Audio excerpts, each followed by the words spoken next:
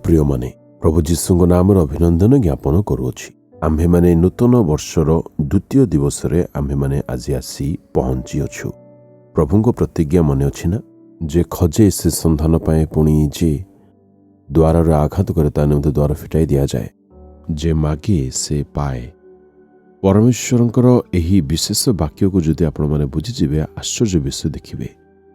आज्ञा मु वर्तमान इस्राएल देशर उत्तर भागरे एहीपरि गोटे सहर रे वर्तमान मु रही अछि। एही स्थानर नाम बन्या एहीपरि किछि कहा जाए। प्रभु जीशु एठाकू यात्रा करे आसिथिले। प्रभु जीशु सेठाकू शिष्य माननकु मध्य संगरे नेकी आसिले।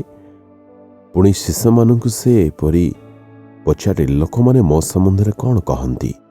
साधु पितर कहिले आपण जीवंत ईश्वरंक पुत्र अटंती।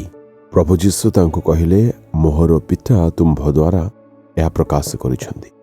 उपरे भागरे एक पर्वत अछि, तहिरो एक नदी बहु अछि, आउ सेही नदीर नाम जर्दन नदी अटे। ताहा अति सुंदर एक नदी अटे। यह गलीली समुद्र रे जाइकी मिसे। आज आम्भमानक पई परमेश्वर केउ वाक्य रखि अछंती, आसंतु आम्भे माने ताहा ध्यान करिबा। प्रथम सामुएल प्रथम अध्यायर 17 पद। कुशल रे जाओ, इस्राएल रो परमेश्वर तुम्भर सही निवेदन अनुसार तुम्भको देउंतु। आपण मध्य दुख दे गति करुछंदे ना? तद्रूप हान्ना मध्य तांको जीवन रे अनेक दुख कष्ट दे से गति करुथिले, किंतु परमेश्वरको सम्मुख रे से अपना दुख सबको से ढाଳି देले। प्रभुଙ୍କ प्रिय लोक माने आम्भे माने हान्नाଙ୍କ जीवन ठारू एक विशेष विषय को शिक्षा करिथाउ।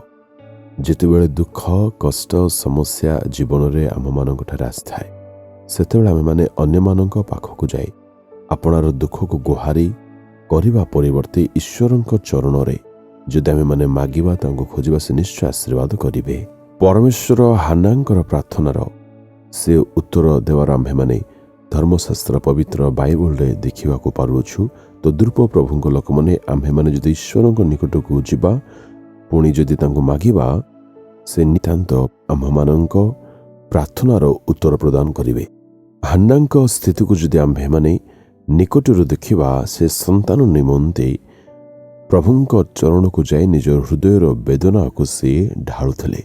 एहीपरि समय रे प्रभुଙ୍କ लोक माने जेतेबेले से हृदयर वेदना को ढाळुथले, सेतेबेले से एक चित्तरे प्रार्थना करथले।